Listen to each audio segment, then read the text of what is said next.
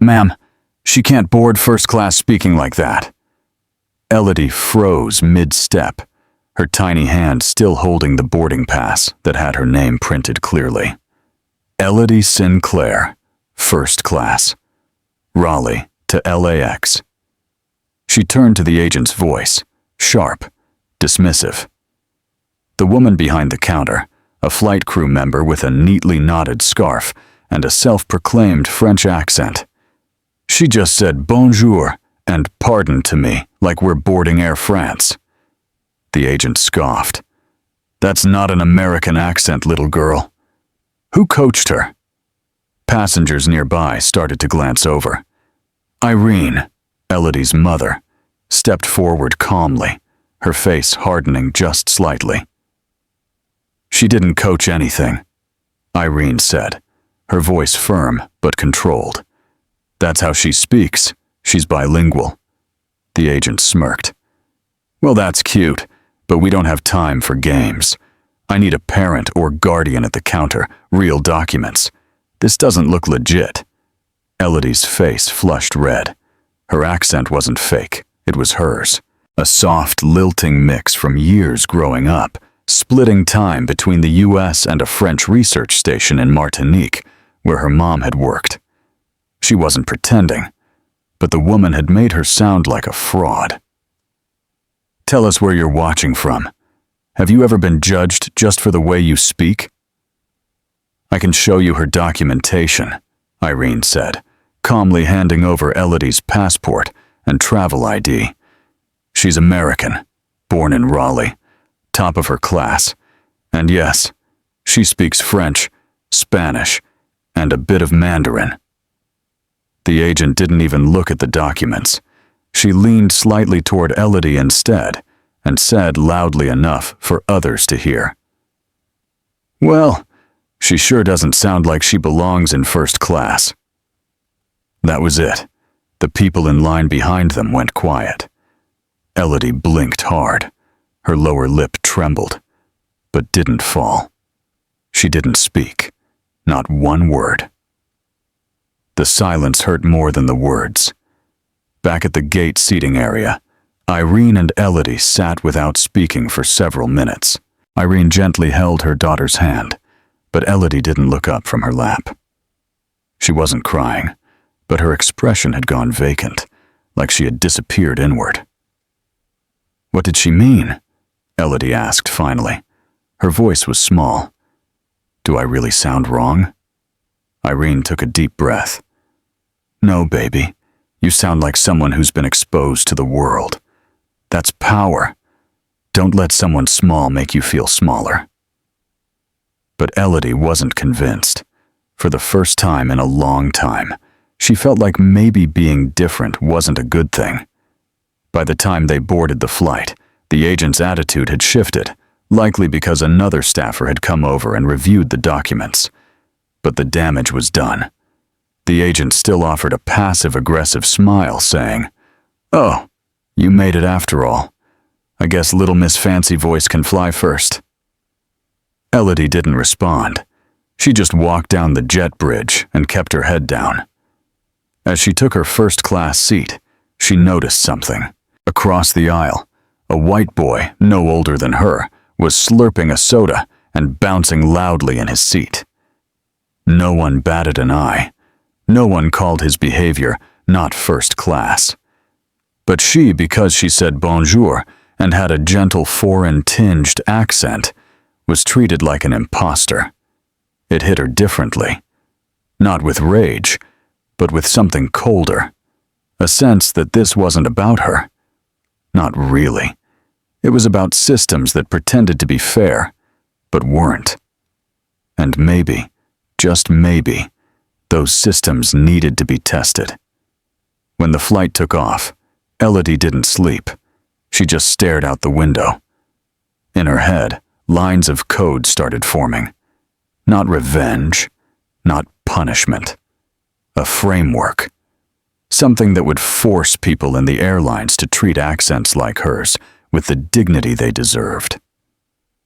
That night, she opened her laptop mid-flight and logged into something the agent could never access. The beta portal of Skyscan Ethics Index, a platform she'd co-developed, one with back-end access to real-time behavioral data of crew across 21 airports. And right now, she was adding one name. At exactly 9:17 a.m. Pacific Time, a red-coded alert blinked across the compliance dashboard at Coleman Global's Boston headquarters. It didn't come from a human. It came from a device, a wristband. And not just any wristband. It carried a Sinclair clearance tag, a legacy-level code that only 2 people in the world had ever been authorized to use. One of them, Dr. Helena Sinclair, had passed away 6 months ago. The other was her daughter, a quiet 13-year-old girl who, moments ago, had been humiliated at Gate 24 in LAX for speaking too slowly and not fitting the airline's first-class image. Boston, MA, Coleman Global Travel HQ. Harold Min, VP of Strategic Risk and Partnerships, stared at the blinking alert on his monitor. Speechless, his coffee sat untouched. Cooling. Level 2 protocol initiated. The system read, no background music, no dramatic zoom, just a grainy clip from a phone leaning on someone's carry-on, quietly capturing Elodie sitting beside a vending machine, her hands folded, her lips sealed, her expression unreadable. The only movement was a soft red glow blinking once on her Skyscan wristband, then fading. That was all. Within 15 minutes, the clip hit TikTok. The comments came fast and sharp. "She's not throwing a fit," one user wrote. "That's not fear. That's control." Another, "Is that Elodie Sinclair? She looks just like her mother." And then the hashtags exploded. Gate 24. Hash Sky silenced. Hash Elodie speaks. The internet for once wasn't screaming in outrage. It was whispering in awe, whispering about the little girl who didn't speak, but somehow shook an entire airport terminal. Reddit threads popped up with timestamp analyses. People shared footage of the agent, Chloe Patterson, mocking Elodie's speech. A 4K zoom caught the flick of Chloe's wrist, that smirk just before she snapped. "You sound like a glitch." Then walked away.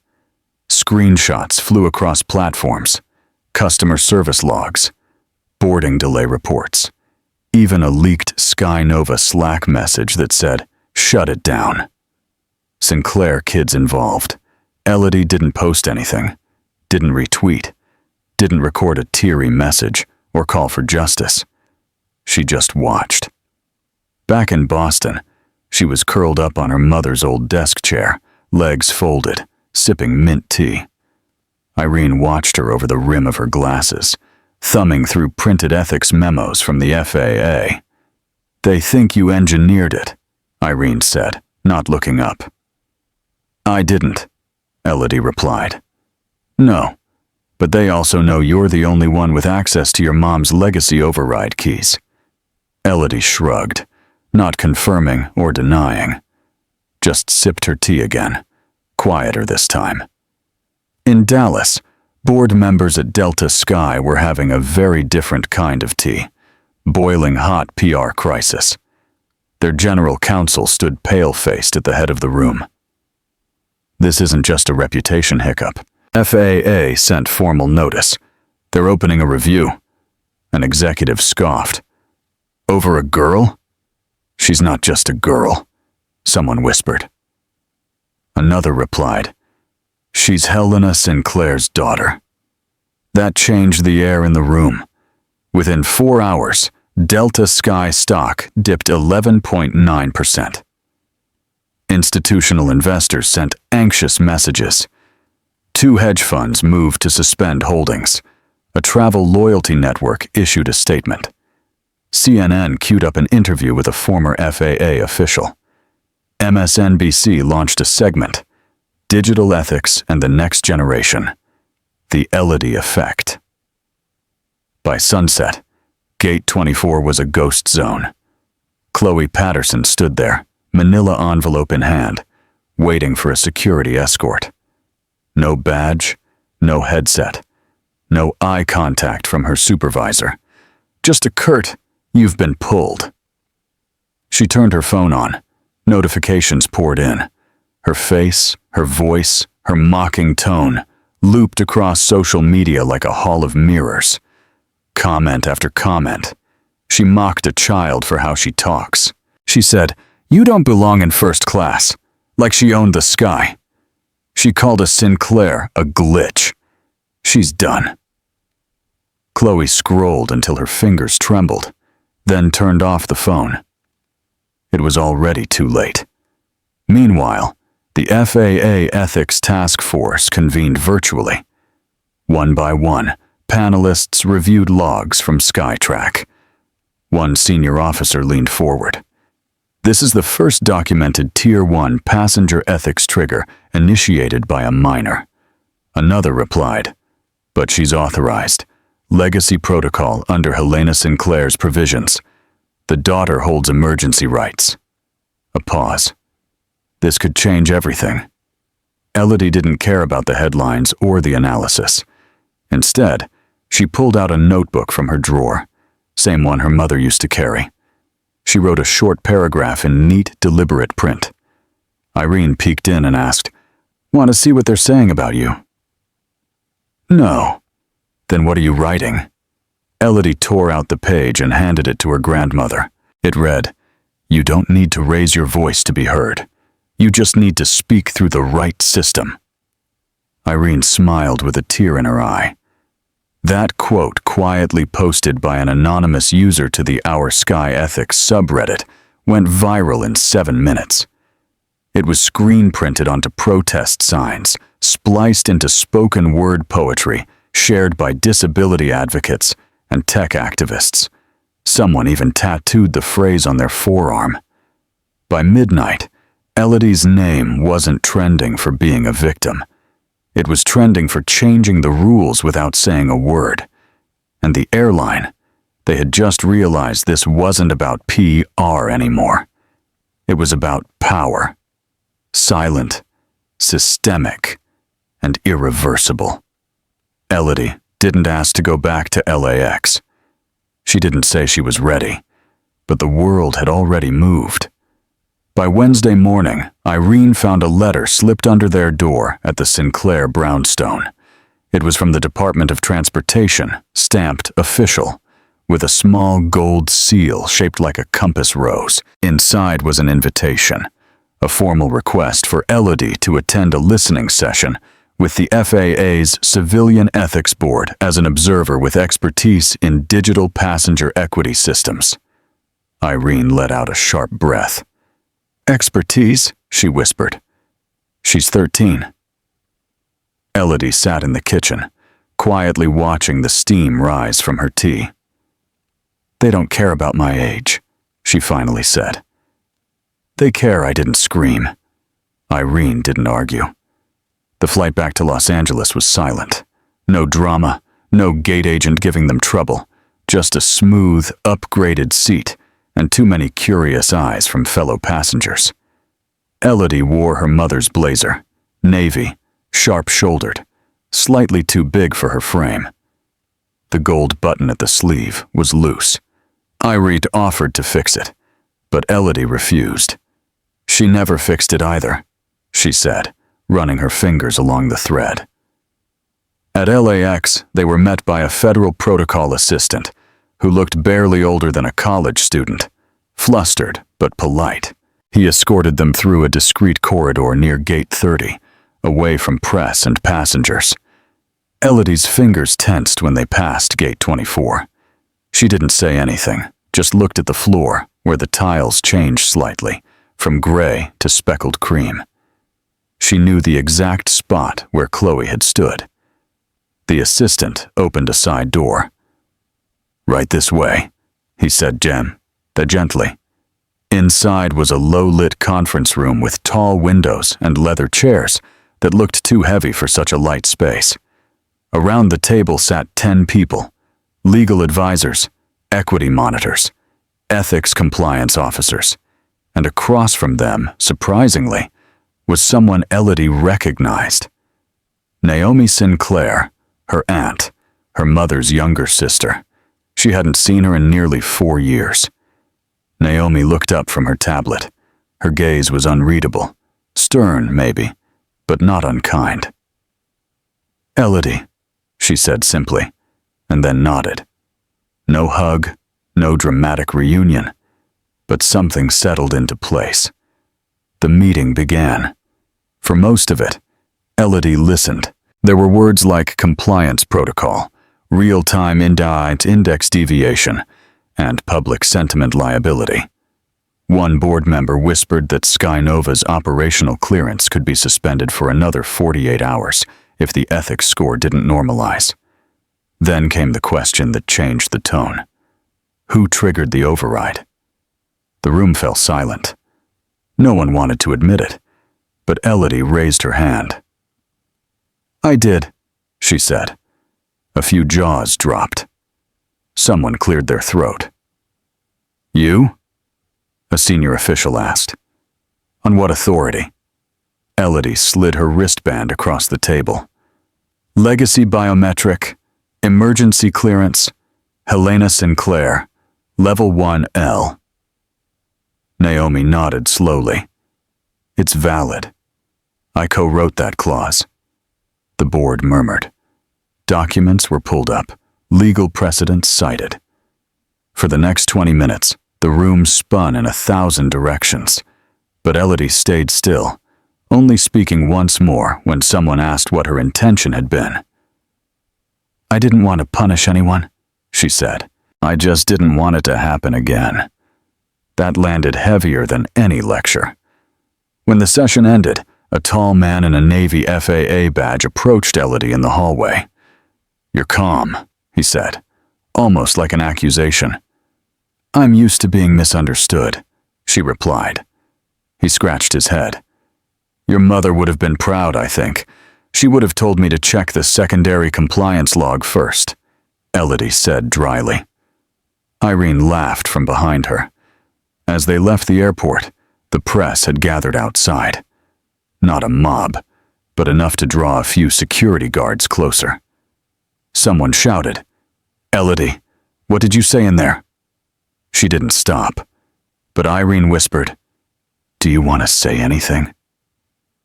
Elodie paused, then turned. She didn't yell. She didn't raise her hand or wave for cameras. She simply said, "I asked them to listen." And somehow, that one sentence went more viral than anything before. That night, back into the hotel room, Elodie sat cross-legged on the bed, while Naomi and Irene spoke quietly near the window. Naomi explained that the Passenger Ethics Accord, the very draft Helena had written years ago, was finally being fast-tracked. Elodie's quiet trigger had done what no formal proposal ever could.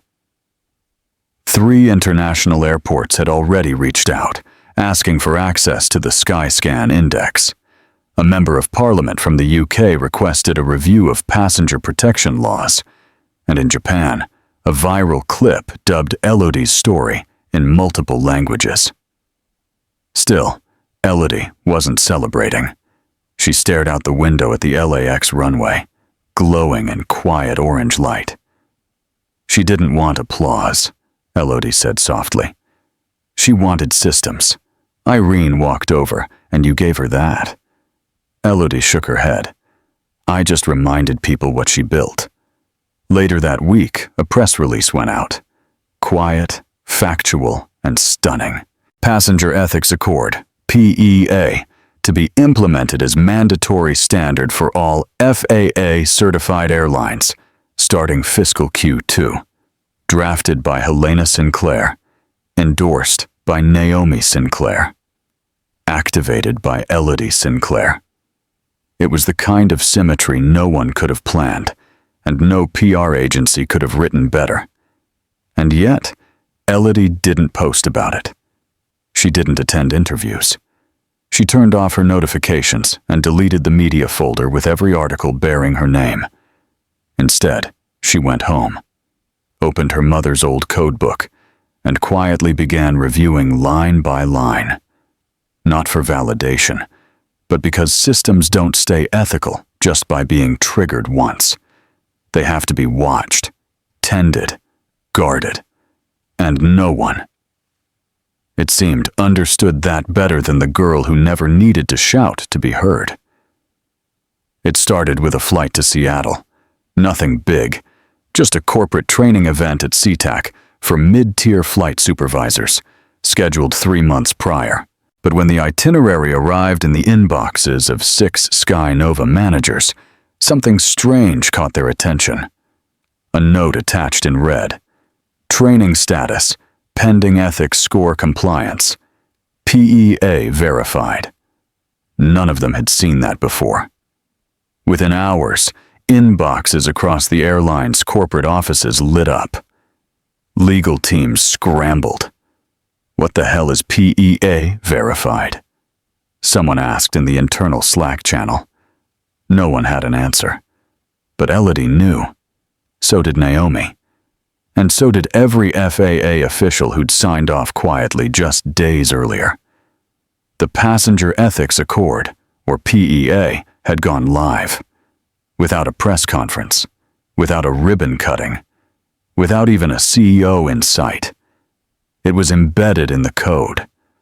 A soft launch through a scheduled system update that hit every FAA-certified airline's compliance protocol overnight. Just like Helena had designed it. By 10 a.m., a compliance officer at Sky Nova's Toronto office flagged the airline's ethics score. It had dropped. Hard. The Skyscan Index, the silent real-time scoring system that Elodie had activated, had finally updated its public-facing dashboard. What had once been private was now exposed for all internal teams to see. Sky Nova's score, non-compliant red, blinking, unignorable. Within 24 hours, 5 regional airports temporarily suspended Sky Nova's fast-lane boarding partnerships. 2 international booking platforms removed their premium tier listings for the airline. 3 corporate travel agencies halted bookings under their Ethics Verified Preferred Carriers program. The fallout came not like a thunderclap, but like an avalanche. Quiet at first, then relentless. The most unexpected part? No one blamed Elodie. In fact, her name wasn't even in the system.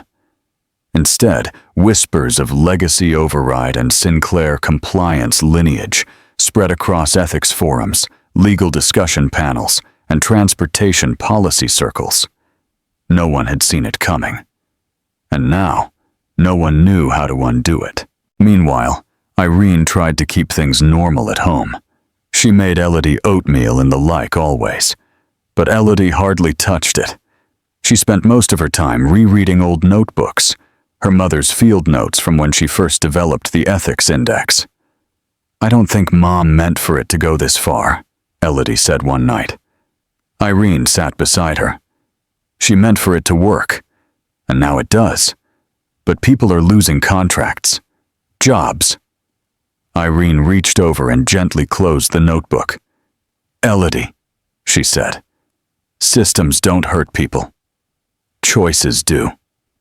Back in Los Angeles, chaos quietly spread through Sky Nova's executive floor. Chloe Walters, the former agent who had triggered the original incident, had been publicly suspended. Yes, but the internal damage she caused wasn't limited to a gate or a girl. She had triggered an industry protocol. Now, Sky Nova's legal team was forced to submit a retroactive ethics remediation plan to retain their access to federal routes, and it had to be approved by a board now partially advised by Naomi Sinclair. For the first time in decades, airline executives were no longer negotiating with other executives. They were answering to a child's silence and the system her mother built.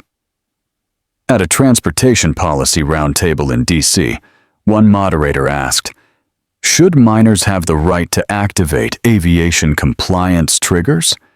A panelist responded. Should a grown adult have the right to ridicule a child for how she speaks?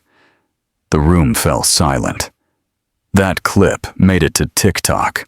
It was stitched, subtitled, and translated into 8 languages. Elodie saw it. She didn't repost it. She just saved it to her folder named Mom's Echo. On a rainy Thursday, a quiet knock came at the Sinclair door.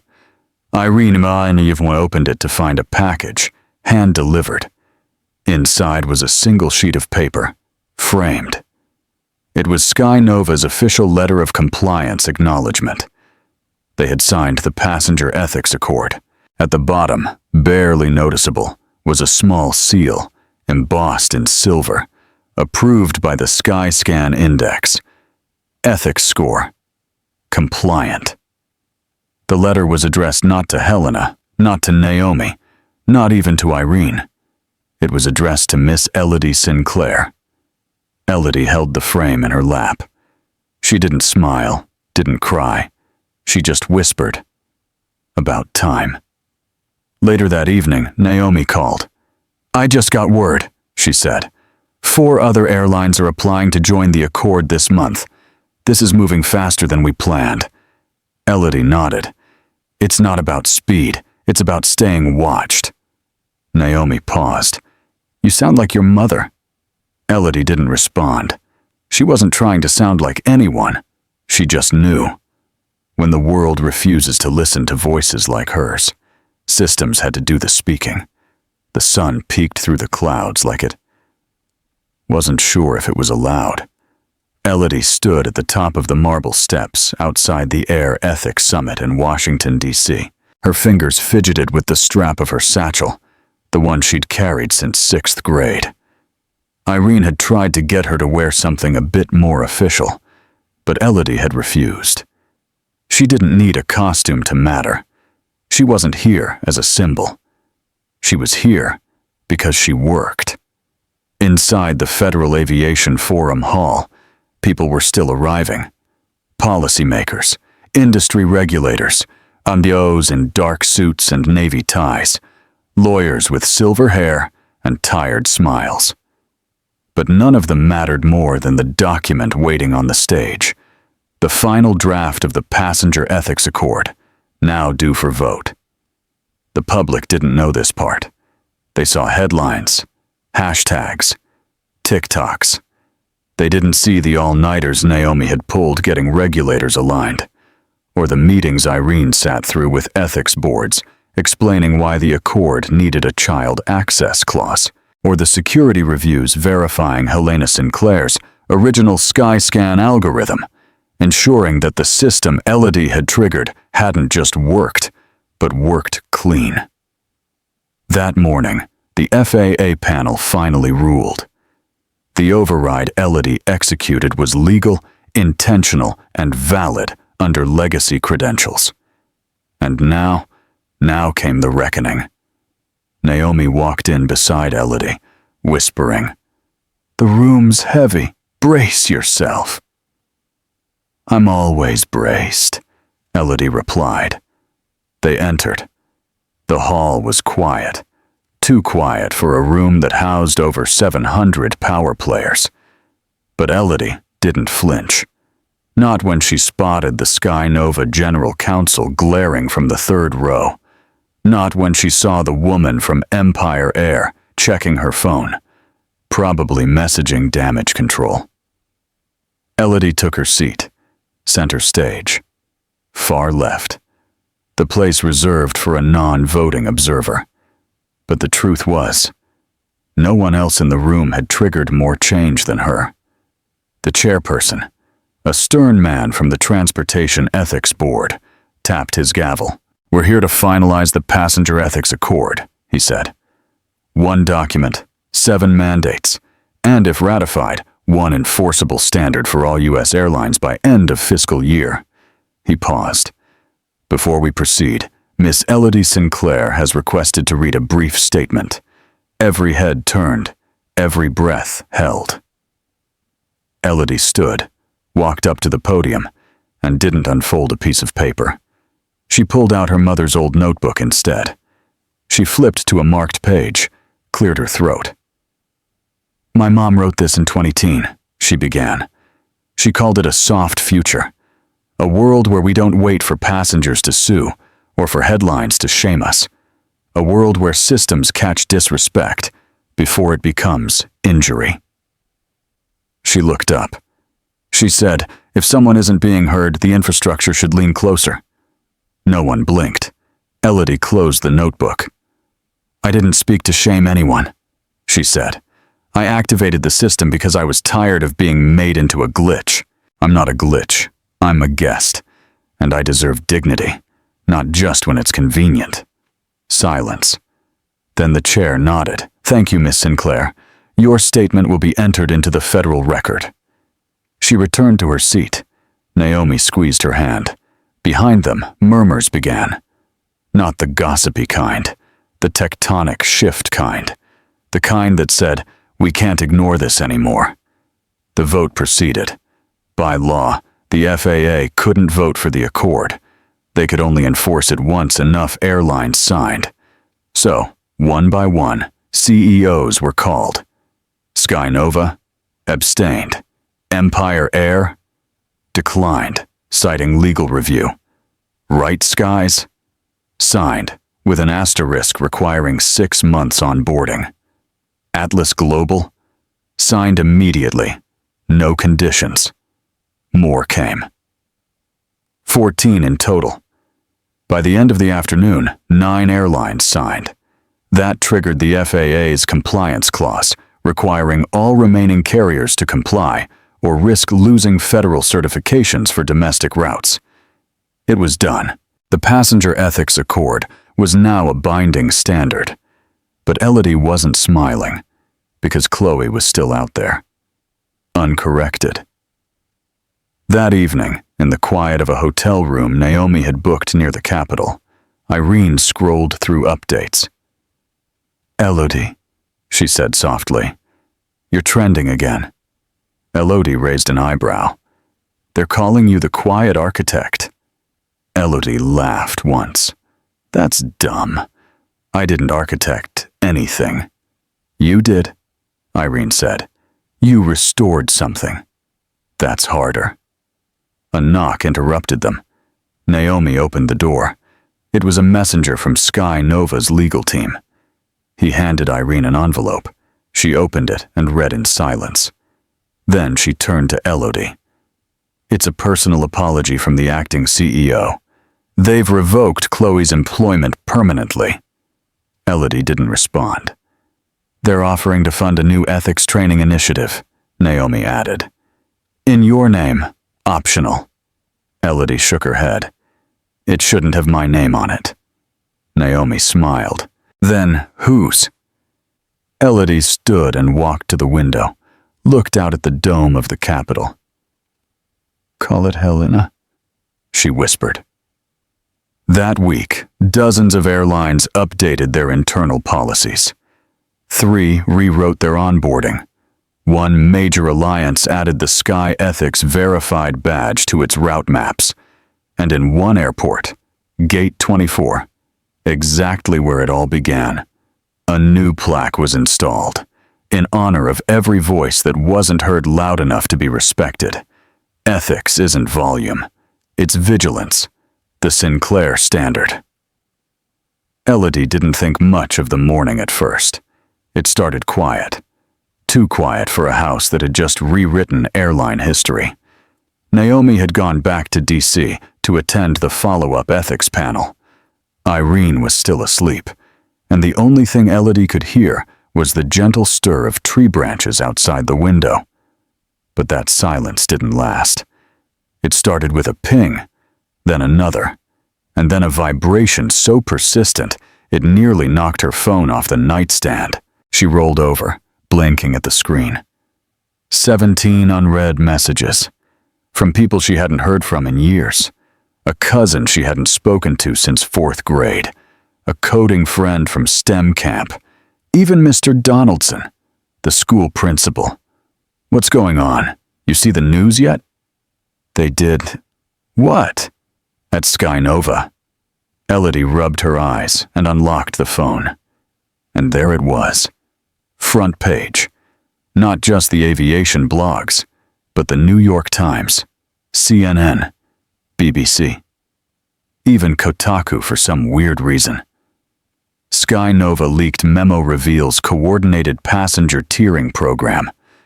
Ethics scores by race, age, disability. She stared. Her stomach dropped. This? This wasn't just about Chloe anymore. This wasn't even about Gate 24. This was a system. A buried, quiet, calculated system that had been running for years, and someone had just blown it wide open. She read further. The memo had been leaked anonymously. Someone inside Sky Nova, apparently appalled at how internal behavior scores had been correlated with race, disability status, language proficiency, and even accent clarity. Passengers had been flagged as disruptive risk factors based on how easy they were to handle. Or rather, how easy they were to dismiss. And it all fed into Sky Nova's old HarmonyNet, a behavioral analytics platform no longer publicly mentioned since 2022, but internally, it never went offline. It had just been renamed. Elodie sat still. She read the article again, and when her hands stopped shaking, she picked up her phone and called Naomi. 3 hours later, Elodie was in a secure video call with Irene, Naomi, and 2 federal advisors from the Office of Transportation Oversight. This confirms what we suspected when Sky Nova refused to sign the accord outright, Naomi said. They weren't just avoiding accountability, they were protecting a structure. And that structure, Irina added, is actionable. The federal advisor leaned in. Miss Sinclair, I want to be very clear. You're not obligated to comment publicly. You've done more than enough. I know, Elodie said. But that's not why I'm here. There was a long pause. Then Naomi broke the silence. You want to go back? Elodie nodded. Date 24. They arrived at LAX the next morning. This time, no security agent asked her for a secondary check. No one doubted she belonged. In fact, most of the TSA line paused when they saw her. A few whispered. One agent even mouthed a quiet, "Thank you." Naomi didn't say a word. She just stayed close. So did Irene.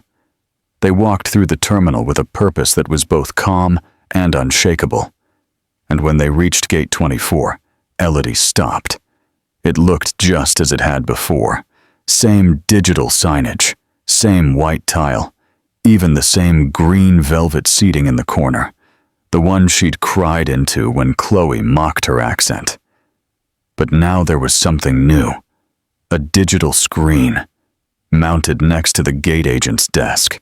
It read, Ethics Standard Live, monitored by Skyscan Compliance System. Passenger Dignity Index, active. A number glowed next to it.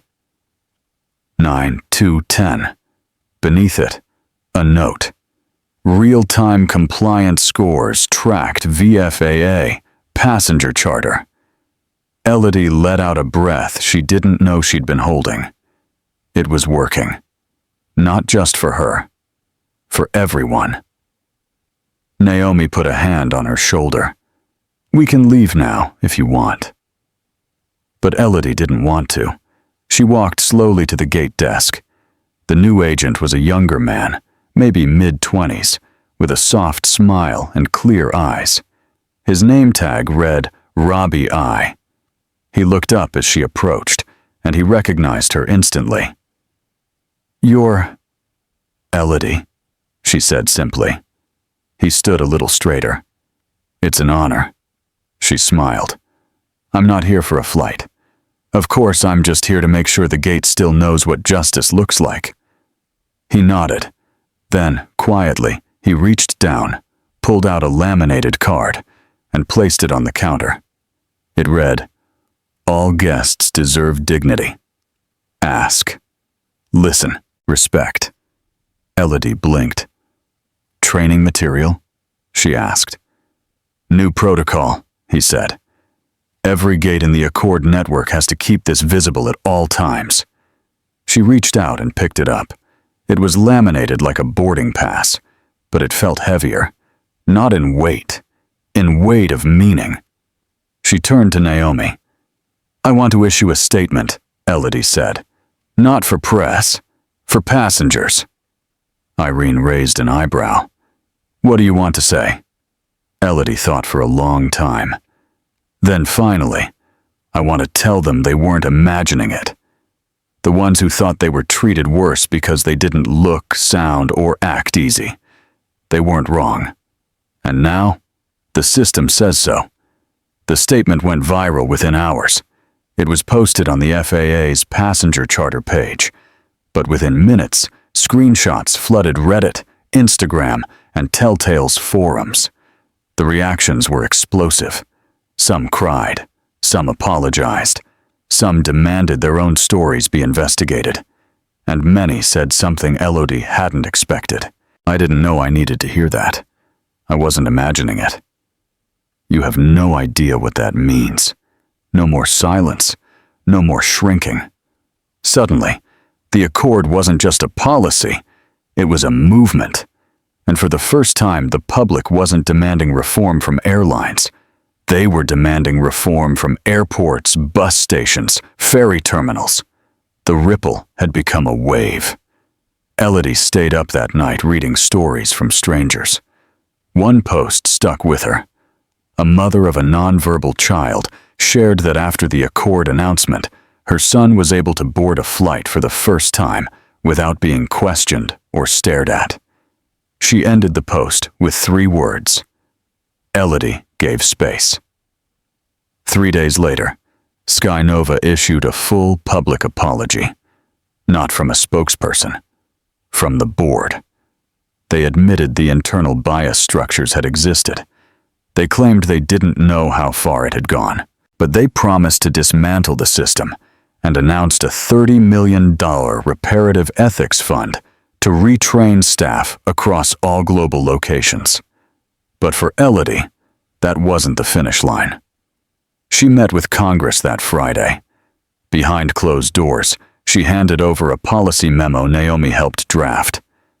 The Passenger Respect Infrastructure Act, a legislative framework that would require all federally supported airports to install a compliance feedback loop. Mandate transparent ethics, scoring on all digital boarding systems. Fund cross-agency tracking of complaints tied to identity-based mistreatment. And at the bottom of that document was one signature line initiated by Elodie Sinclair. The committee voted 12-1 to send it to the floor. The next week, Irene took Elodie back to Boston. The trip home was quiet. No fanfare, no interviews. Just Elodie in her window seat, looking out as the clouds parted and the city lights emerged. She didn't feel like a hero. She didn't want to, but she did feel heard. And for a girl who once cried at Gate 24, that was more than enough. Elodie never expected her name to show up in headlines again, at least not so soon. But by Monday morning, it was everywhere. Sky Nova ethics crisis sparks federal audit into 5 major airlines. The Sinclair Protocol. Elodie Sinclair's Accord now has teeth. Elodie, is quietly rewriting global travel rules. Some praised her, some questioned her, but nobody ignored her. And for the first time in weeks, the silence around what happened at Gate 24 was broken. Not with apology, but with accountability. Still, not everyone was on board. At 6:42 a.m., Naomi called from Washington. Elodie, stay off Twitter. Too late, Naomi sighed. They're stirring. Which one? Global Wing. but United Jet's not far behind. That afternoon, Elodie sat in on a private Zoom call with Naomi, Irene, and a coalition of federal advisors now overseeing early implementation of the Ethics Accord. A legal rep from FAA pulled up a file. "They're calling it administrative overreach," he said. "Claim the Accord violates carrier autonomy, undermines ticketing discretion." "Discretion to do what?" Irene asked. "Gatekeep dignity?" The FAA rep didn't answer directly. "They're building a block coalition. We think they're trying to stall deployment across 6 major terminals: London, Frankfurt, Sydney, DC, Toronto, and LAX. Naomi's voice dropped cold. "That's nearly us. 40% of outbound international flights, and 1% of ethics complaints historically," Elodie added. She knew the numbers by heart now. Irene turned to Elodie. "If they stall at LAX, they're coming for the rest." Naomi nodded. "It's a message. They want to see if Elodie will back down." Elodie didn't flinch. "Then we send one back."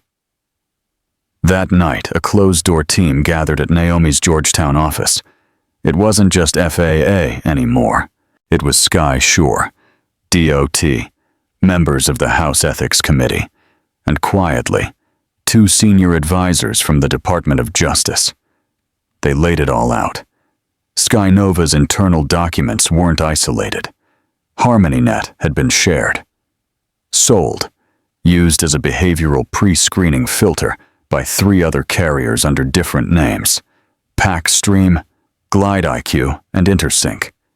Each program scored passengers using a quiet algorithm, one trained on years of biased customer service data. The scoring affected seat reassignments, upgrade access, delay, compensation, flagging passengers for secondary screening. And the worst part? None of it had been disclosed. It was all buried under the clause, Service Optimization Protocol. By the end of the meeting, Naomi stood. "This isn't about gate agents anymore. This is surveillance." She looked at Elodie. "You don't just have public sympathy, you have policy leverage." Elodie's voice was steady. "Then let's pull it." 2 days later, Naomi appeared on 60 Minutes. She didn't go alone. Elodie sat next to her. Irene joined virtually from Boston. The interviewer leaned in. "Some say a 12-year-old shouldn't be at the center of federal policy shifts, that this is too much weight to carry." Elodie didn't blink. Then maybe someone older should have stopped it first. The clip went viral overnight, but it wasn't just the media Elodie had to worry about. That week, anonymous accounts posted deep-fake videos claiming Elodie had faked her accent, had staged the incident at LAX, had lied about her mother's role in Skyscan's ethics system. They weren't real, but they spread. TikTok, Reddit, YouTube, millions of views. And suddenly, Elodie wasn't just a figure of reform. She was a target. Naomi brought in a digital protection team. Irene flew to DC immediately. But when they entered Elodie's hotel room, she wasn't crying. She was at the desk, coding. "Elodie," Naomi said, stunned. "What are you doing?" Elodie looked up. "Building a tool. For what?" "To verify passenger complaints across all platforms using Skyscan input." "No more," he said. She said. "No more silence. Just data." Naomi stared at her. "You're 12. I'm also done waiting." Within 72 hours, Elodie's tool, nicknamed Fair Flag, was deployed across 11 airports. It wasn't just tracking complaints anymore. It mapped them, visualized them, showed spikes where ethics violations surged by time of day. Terminal, even agent ID number. And for the first time, airports saw their own bias in real time. Passengers could see it too. Flight agents started asking questions. Managers started resigning. And Sky Nova? They went silent. Until Friday morning. That's when the real punch landed. FAA issued a formal directive. Any airline or terminal found not cooperating with Accord protocols, especially those manipulating behavior-based passenger tracking, would face immediate loss of federal operating certifications. Suspension of partner access with U.S.-based routes, investigation under the Transportation Bias Act, a statute rarely used, but now weaponized. Elodie watched the press conference from a hotel sofa. She didn't speak, didn't smile, just watched. When the FAA spokesperson finished reading, he added, "This policy wouldn't exist without a young girl from Boston who refused to be quiet. Her name is Elodie, and today we follow her lead." The room erupted in flashbulbs, and on screen, Elodie's face stayed still. But her hand? It curled into a small, quiet fist. That night, Irene found Elodie staring at the stars from the hotel balcony. "You did something most people never do," she said softly. "What?" "You pushed the world to admit it was wrong." Elodie didn't answer right away. Then she looked up. "Do you think she'd be proud of me?" Irene blinked. "Your mom?" Elodie nodded. "I know she would," Irene said. "And not because of Skyscan, but because you didn't use her name as a shield. You earned your own." Elodie let the tears come. No cameras, no hashtags, just the sound of her breathing and the lights of DC flickering below. She didn't say thank you. She didn't have to. Elodie hadn't said much all morning. She sat silently in the back seat of the black sedan as it rolled past the monuments of Washington, D.C. Her hands were folded neatly in her lap, fingers fidgeting slightly with the edge of her sleeve. Beside her, Irene kept a protective eye, occasionally glancing down at her phone to check the schedule. The car was headed for the FAA headquarters, where the public ethics hearing was about to begin. Outside the tinted window, protesters were already gathering. Some held signs that said, "Let her speak," and "Passengers deserve dignity." Others wore pins with Elodie's name on them. A few even held photos of their own children, some smiling, some not. "Elodie," Irene said gently, "you don't have to speak if you're not ready. Naomi will do the formal remarks." But Elodie didn't flinch. Her eyes remained on the protesters outside. "I want to listen first," she said. "Then I'll know what needs to be said." When they arrived at the FAA building, cameras clicked instantly. A wall of reporters leaned over barriers, shouting questions. "Elodie, will you testify today? Do you believe the system is changing fast enough? Do you forgive Sky Nova?" She didn't answer. She didn't need to. Her presence was the answer. Inside the hearing chamber, the energy shifted. The room wasn't massive, but it was packed with power. Representatives from 6 federal oversight bodies, lawyers from 4 airline corporations, a small cluster of advocates, researchers, and survivors of past abuse. And Elodie, the 12-year-old girl who had flipped the entire aviation industry on its head just by pressing 2 buttons and speaking clearly in her own voice. The lead FAA commissioner, Paul Hensley, opened the session. "This hearing," he said, "is not about one airline, one policy, or one girl. This hearing is about a system that failed to protect its passengers and the consequences that follow." From the second row, Naomi gave Elodie a soft nudge. "She's not just a girl," Naomi whispered. "She's the one who built the tool that caught them." Elodie gave a barely there smile. The hearing started with testimony from Sky Nova's chief ethics officer. His voice was shaky, carefully rehearsed. He denied direct knowledge of Harmony Net's unethical functions, deflecting blame to external contractors and miscommunication. But Naomi wasn't having it. When it was her turn, she stood with the quiet force of a storm. "Let's be clear," she began. Sky Nova's system didn't accidentally rank passengers by their accents. It didn't accidentally downgrade Elodie's seat. And it didn't accidentally train staff to deny boarding to non-standard speakers. These were calculated, programmed, approved. Then came the whistleblowers. A former IT consultant broke down how Harmony Net's scoring model weighted standardized American intonation higher than regional or immigrant-accented English. A gate agent shared training slides with built-in bias flags. If a traveler spoke too slowly or hesitated while responding, their behavior was flagged as escalation risk. It wasn't just wrong. It was systemic. Elodie listened carefully to every word, taking notes in her journal. Then, unexpectedly, Hensley called on her. "Miss Elodie Sinclair," he said, "we recognize your contribution to this moment. If you have anything to share, the floor is yours." The room fell quiet. Irene touched her arm gently. "You don't have to." But Elodie had already stood.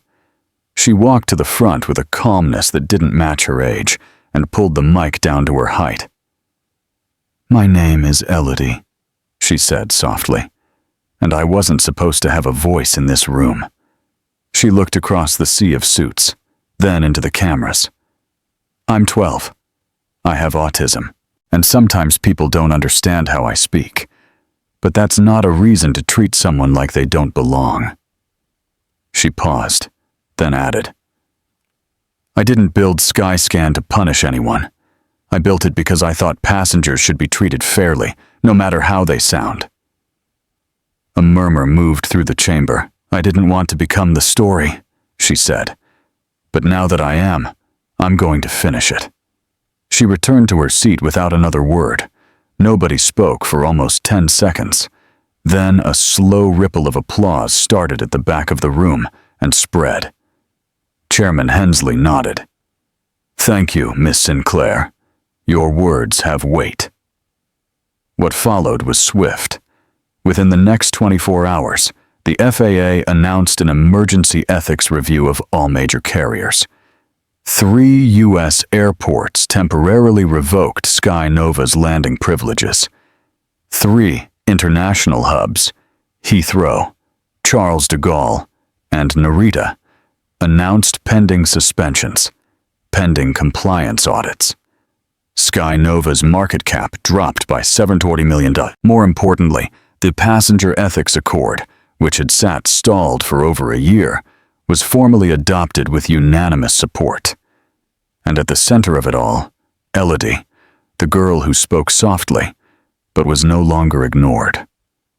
That night, back at the hotel, Elodie sat on the floor beside the bed, reading letters from strangers who had seen the broadcast.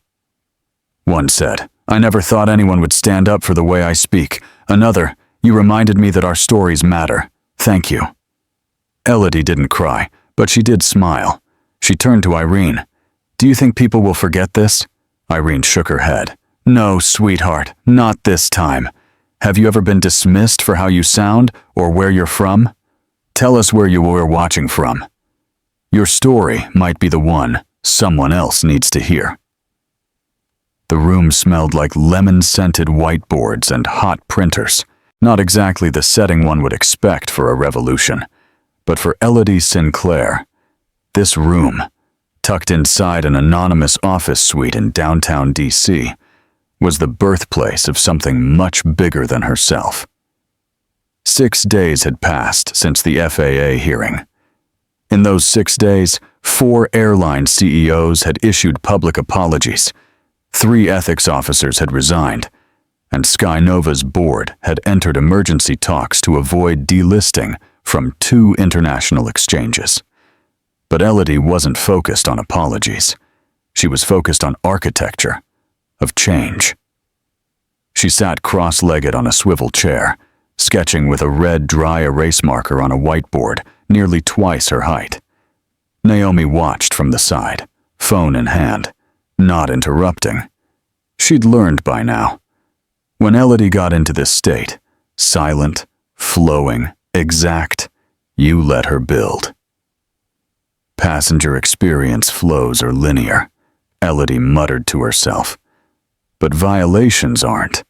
They spike. They scatter. We need a map that captures ethical turbulence, not just technical. She circled a section labeled Tone Triage Protocol and drew a line connecting it to another. Accent Flag Review. Threshold. Naomi finally stepped closer. You're turning Skyscan into a living feedback loop. Elodie didn't look up. The system caught the problem last time. Now it needs to anticipate it. Naomi smiled. You're 12. You realize that, right? I'm 12, Elodie said. But they ignored me until it cost them $900 million. Point taken. By mid-morning, the room filled with more people. An FAA liaison joined them first, then 2 behavioral science researchers, then a software engineer who had once worked on HarmonyNet, but quit in protest. Elodie didn't flinch. She briefed them all like a miniature executive. We're redesigning how airlines assess behavior in real time, she said. Not with surveillance, with ethics.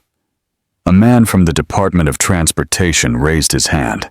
Elodie, even if we build this, how do we make them use it? Naomi answered for her.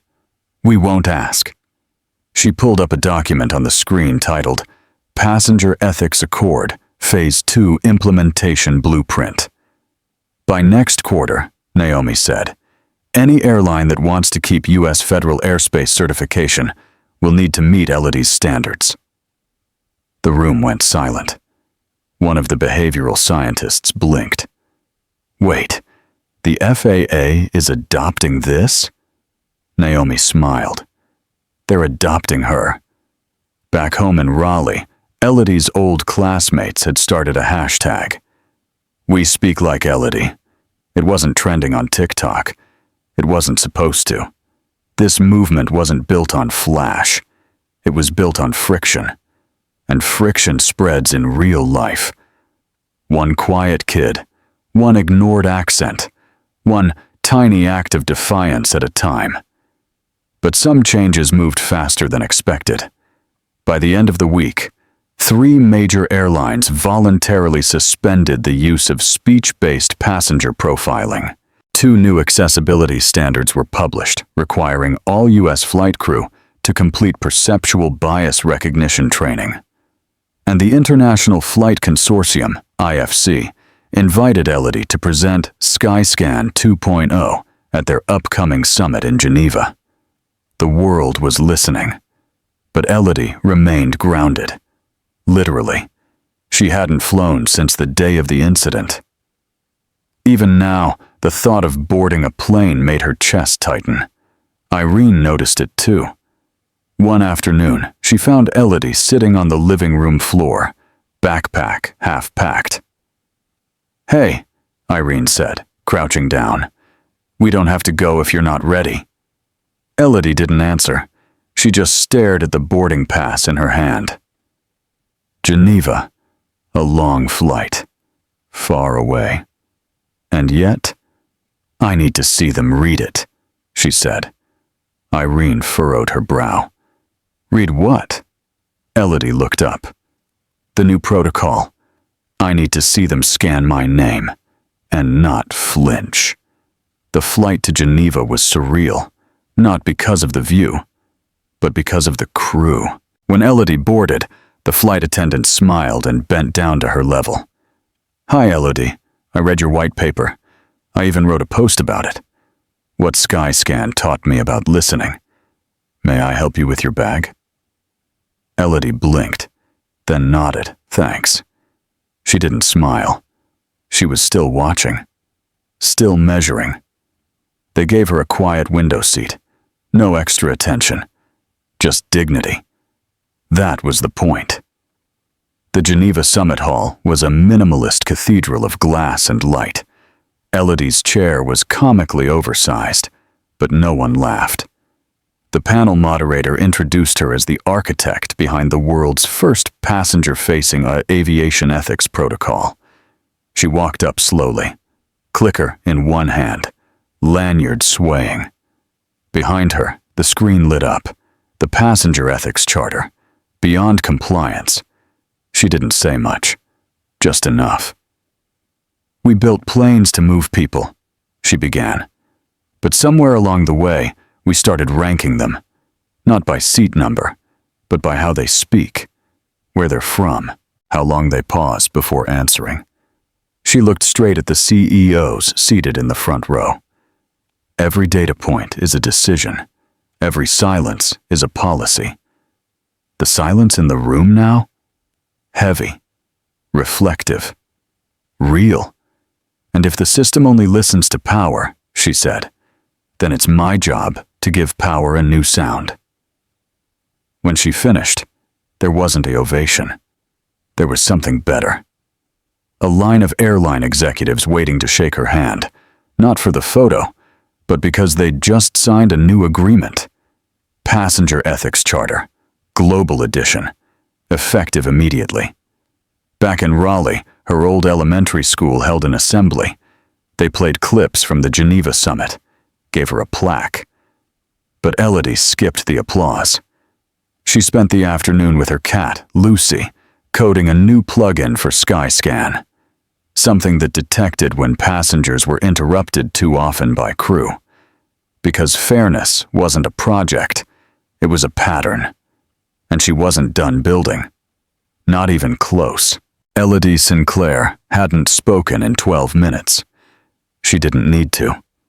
Inside the Federal Aviation Summit chamber in Washington, D.C., her silence echoed louder than the murmurs of journalists, louder than the typing of press aides.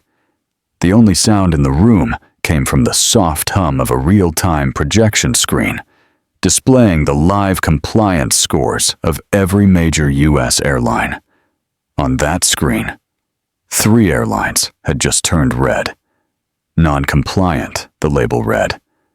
The moment the new Passenger Fairness Index went live, their systems failed to meet the ethical threshold. The reaction? Immediate. Executives from all 3 companies stood up. One tried to argue, another tried to explain. But none of them could talk over the fact that the FAA had already initiated partial flight suspensions for their national routes. It was happening. Elodie wasn't just building tools anymore. She was triggering consequences. Backstage, Naomi gently leaned down beside Elodie, adjusting the small mic clipped to her blazer. "You good?" Elodie nodded, eyes focused. "It's time." She stepped onto the stage, not to make a speech, but to activate a shift. Behind her, the screen read, Passenger Fairness Index, full national rollout, live in 5, 4, 3. And when the timer hit 0, the landscape of U.S. aviation changed forever. The Fairness Index wasn't just a number. It was a real-time scoring protocol, visible to both government regulators and passenger advocacy coalitions. Every action taken by flight crews, from boarding procedures to how they addressed complaints, was logged, coded, and ethically weighted. Each airline received a dynamic ethics score that updated every 15 minutes. Drop below a certain threshold? 3 things happened instantly. Access to FAA flight clearance systems was temporarily limited. Ongoing credits and subsidies from federal travel programs were suspended. Passenger alerts were sent out through verified booking partners, warning them of elevated risk factors. It wasn't just a system. It was a message. Ethics is infrastructure. Elodie didn't take credit. In fact, she avoided most of the post-launch interviews. But her name was already everywhere, from industry newsletters to legal journals. Because alongside the index, a secondary protocol had also gone live. The Sinclair Clause. Drafted in quiet partnership with Naomi and 2 federal ethics advisors, the clause tied compliance scores to insurance eligibility, international route licensing, and and eligibility for federal expansion grants. Simply put, if you didn't play fair, you didn't fly far. 3 days after launch, 5 things happened. Skynova lost its contract with the Northeast Education Travel Program. Altara Wings had its clearance for flights over the Pacific suspended for 48 hours. A federal court opened an inquiry. 3 prior passenger removal cases based on new analytics flagged by the index. 2 major booking platforms delisted airlines that refused to sign the charter. And the ICAO, International Civil Aviation Organization, issued a statement endorsing the index as a leading example of ethics-forward aviation modernization. In short, the system had teeth, but it also had heart. Back in Raleigh, Irene received a call from a woman with a soft Irish accent. "My daughter stutters," she said. "Your girl made her feel powerful." She wasn't the only one. In a matter of weeks, schools across the U.S. began using Elodie's story as part of their digital literacy curriculum. Civic platforms used her work to teach bias awareness. Airline HR departments implemented accent equity training as mandatory. The thing about a 12-year-old reshaping national policy, it makes every quiet kid feel like a walking pressure point. Elodie kept working. Late one night, she stared at a heat map generated by the index. Red clusters surrounded major cities. Yellow pulses appeared in mid-range hubs. But something stood out. Tiny green dots scattered across small airports. Rural, ignored, understaffed, yet consistently above threshold. "Look at this," she told Naomi. "The small ones, they're doing better." Naomi peered over. "You think they're under less pressure?" "I think they're under more," Elodie said. "And they're still choosing better." A month after launch, the Senate held a hearing, not to investigate but to adopt. Elodie sat between Naomi and an ethics chair from MIT. Senator Caro leaned in. "Ms. Sinclair, do you believe ethical compliance should become a condition for international airspace agreements?" Elodie looked him straight in the eye. "I don't believe it. I know it." That answer made headlines. But what changed the future was what came next. The FAA officially passed the Passenger Fairness Charter, an industry-wide ethics agreement modeled on Elodie's system, signed by 87 airlines across 32 countries. Effective immediately. In Geneva, the International Passenger Rights Convention awarded Elodie the first-ever Ethics Systems Innovation Medal. But she didn't attend the ceremony. Instead, she sent a recorded message. "We didn't build Skyscan to punish. We built it so people could be seen before they had to shout. I speak differently. That's my data point. You have one too. Don't erase it. Make it count." One final twist came when a major airline, Clearwings International, approached Naomi with an offer. Not to buy the system, but to license it permanently, embedded into their planes, and co-develop bias-aware cabin interfaces with Elodie as technical advisor. Elodie declined the board seat, but she accepted something else. A test flight. The plane lifted gently over the Atlantic. Elodie stared out the window as the ocean shimmered in the moonlight. Irene sat next to her, holding her hand. There was no first class, no announcements that made her flinch, just a single flight crew member who walked up and said, "Hi, Miss Sinclair. You've made flying safer." For all of us, Elodie smiled softly, and for the first time in weeks, she spoke aloud. Not safer, just fair. And with that, The cabin lights dimmed. The flight continued, and the world, quietly, got better. Elodie walked through the front doors of the small library in Raleigh, North Carolina, where it all began. It wasn't grand. No marble steps, no gilded ceilings, just that soft hum of dusty lights above wooden shelves, and that same uneven squeak in the floor near the circulation desk she remembered from 2 years ago. This was where she and Irene had first huddled in silence, poring over FAA regulations, ethics codes, user manuals, and frustration. A place where no one interrupted when Elodie needed 5 minutes to form a sentence. Where her pauses weren't met with sighs or glances, but space. Today, it looked a little different. A small bronze plaque had been added near the entrance, in honor of Elodie Sinclair, for proving that ethics can fly. She stood in front of it, not quite touching it, just letting it exist, like she'd let herself exist. She didn't need a speech. She just needed a quiet moment to believe it was real. The world, by now, had caught up. The Passenger Fairness Index was integrated into over 6% of global airlines. 3 major governments had adopted parts of her bias detection system for public transportation, and her data protocols had been requested by multiple international ethics committees for review. But Elodie wasn't counting stats.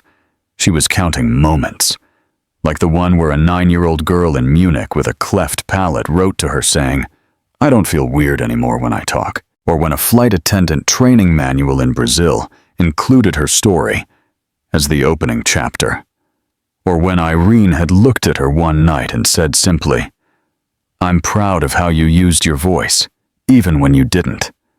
At school, some kids still didn't get it. Some still whispered, "Why doesn't she just talk normally?"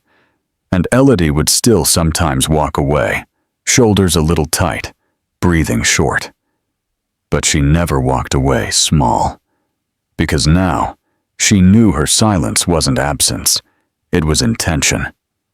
A few months after the full FAA rollout, Elodie received an invitation she hadn't expected, a private summit in Montreal, not for engineers, not for regulators, but for students, young people between 12 and 16 who had been bullied for their accents, mocked for disabilities, or silenced in classrooms. The event was themed, Different Speaks. Elodie didn't prepare a keynote. She prepared a room, a quiet one. No podium, no lights, just cushions and whiteboards, and a rule. You speak how you need. Some kids used sign language, some whispered, some just drew. And one by one, they shared data they'd been collecting. Not numbers, but feelings. How it felt when a teacher interrupted. How it felt when an airline gate agent mimicked their stutter. How it felt when their silence was treated like incompetence. It wasn't official, but it was powerful. And that night, Elodie sat in the center of the room, arms wrapped around her knees, and realized, this was the system she'd always wanted to build. Back in DC, lawmakers had started calling her the quiet architect.